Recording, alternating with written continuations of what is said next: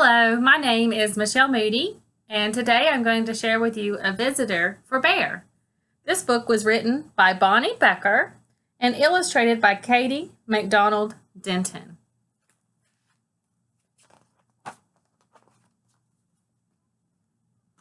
No one had ever came to Bear's house. It had always been that way, and Bear was quite sure he didn't like visitors. He even had a sign, "No visitors allowed."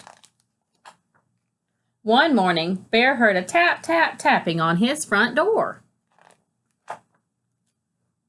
When he opened his door, there was a mouse, small and gray and bright-eyed. "No visitors allowed," Bear said, pointing to the sign. "Go away." He closed the door and went back to the business of making his breakfast. He set out 1 cup and 1 spoon, but when he opened the cupboard to get 1 bowl, there was the mouse, small and gray and bright-eyed. "I told you to leave," cried Bear. "Perhaps we could have a spot of tea," said the mouse. "Out," commanded Bear. "Most sorry," said the mouse. "I'll be going now." Bear showed him to the door and shut it firmly. Then he went back to the business of making his breakfast. But when he opened the bread drawer for 1 slice of bread, there was the mouse, small and gray and bright-eyed. "Unbelievable," rumbled Bear. "Away with you, vamoose!" "I do like a bit of cheese," said the mouse. Bear pointed a rigid claw toward the door. "Yes, then, here I go," said the mouse. "Farewell," and the mouse whisked out the door. This time, Bear shut the door very firmly and locked it tight. He locked the windows, too, for good measure. Then once again, he went back to the business of making his breakfast. But when he opened the fridge to get 1 egg, there was the mouse, small and gray and bright-eyed, of course. "Be gone!" roared Bear. "A crackling fire?" ventured the mouse. "This is impossible, intolerable, insufferable!" cried Bear, shaking with anger and disbelief. "Terribly sorry," murmured the mouse. "Now you see me, now you don't. I am gone." And the mouse looked very sorry indeed while he waited for Bear to unbolt the door and let him out again. This time, before he went back to the business of making his breakfast, Bear shut the door very, very, very firmly, locked it, boarded the windows shut, stopped up the chimney, and even plugged the drain to the bathtub.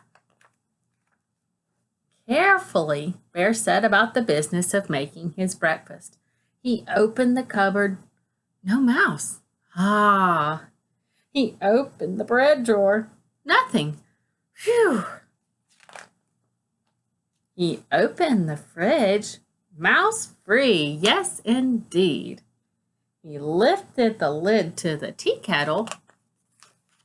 There was the mouse, small and gray and, well, you know the rest. Bear fell to the floor and wept. "I give up," he blubbered. "You win. I'm undone." "So sorry," said the mouse, "but perhaps if I could have just a bit of cheese and a cup of tea, and do you think we could unstopper the chimney and have a nice fire?" Bear blew his nose with a loud honk. "Then you must go," he sniffled. "No visitors allowed." "You have my word," said the mouse. Bear unshuttered and unboarded the windows. He unlocked the door, unstoppered the chimney, and unplugged the drain. He brought out 2 plates of cheese and 2 teacups, and he made a crackling fire in the fireplace for 2 sets of toes. The mouse warmed his feet and nibbled and sipped, and Bear did too. They sat for a long while. The clock in Bear's house ticked loudly. Bear cleared his throat. The mouse looked most attentive. No one had ever been the most attentive to Bear. "The fire is nice," Bear announced. "Lovely," said the mouse.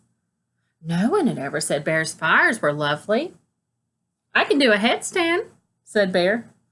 Very impressive, exclaimed the mouse.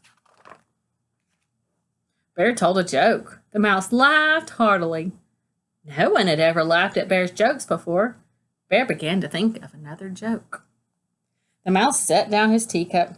Bear quickly lifted the teapot. There's plenty more, he said. So sorry, said the mouse, most kind, but I must be on my way. Really, you needn't go, said Bear. I'm off, said the mouse, springing up from his chair. Wait, cried Bear, but the mouse stepped out the door. Toodaloo, said the mouse. Don't go, wailed Bear, throwing his body across the path. But I gave you my word, said the mouse, pointing at the no visitors sign. Oh, that, cried Bear, pulling down the sign and tearing it up. That's for salesmen, not for friends. Not for friends? Asked the mouse, small and gray and bright-eyed. Bear nodded. The mouse's bright eyes glowed brighter. Bear smiled. Do you like one lump or two? Said Bear most politely. I like two, said the mouse, and Bear agreed. The end. I hope you enjoyed this book that I shared with you guys. Thank you.